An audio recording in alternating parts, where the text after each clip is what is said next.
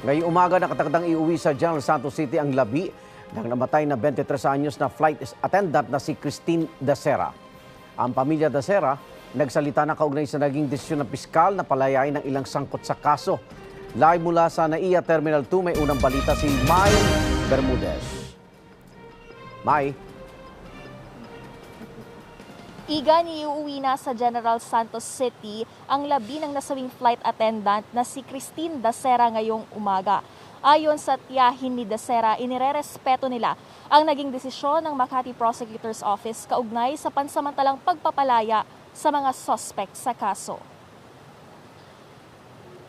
Puno ng dalamhati ang huling gabi ng lamay sa Pasay City ni Christine Dacera na dinaluhan ng kanyang mga kaanak at malalapit na kaibigan. Pribado ang burol ni Dacera na hiniling ng kanyang pamilya. Pasado 3:00 ng madaling araw, kasama ang mga pulis, dumating ang mga labi ng flight attendant sa Manila Cargo Terminal para iuwi sa General Santos City. Nakalagay sa isang crate ang mga labi ni Christine.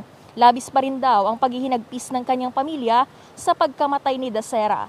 Pero inirerespeto raw nila ang naging desisyon ng Makati Prosecutor's Office kaugnay sa pagpapalaya sa mga sospek sa kaso. Sa kabila nito, magpapatuloy pa rin daw ang gagawing investigasyon sa pagkamatay ni Christine.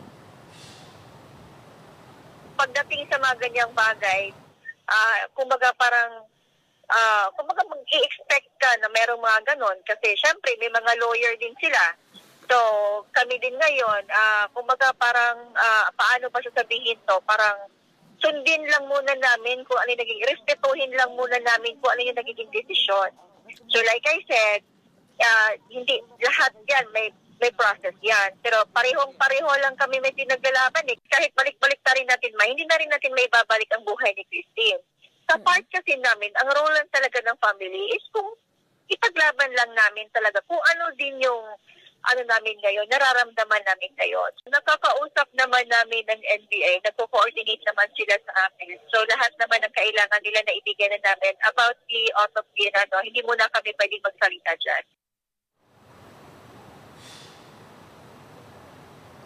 8:15 ng umaga ang flight schedule ng pamilya Dacera at ni Christine o mga labi ni Christine papuntang General Santos City. Samantala ayon naman sa pamilya ay posibleng sa araw ng linggo ilibing si Christine. Yan ang unang balita mula rito sa NAIA Terminal 2, Mai Bermudez. Buong puso para sa Pilipino.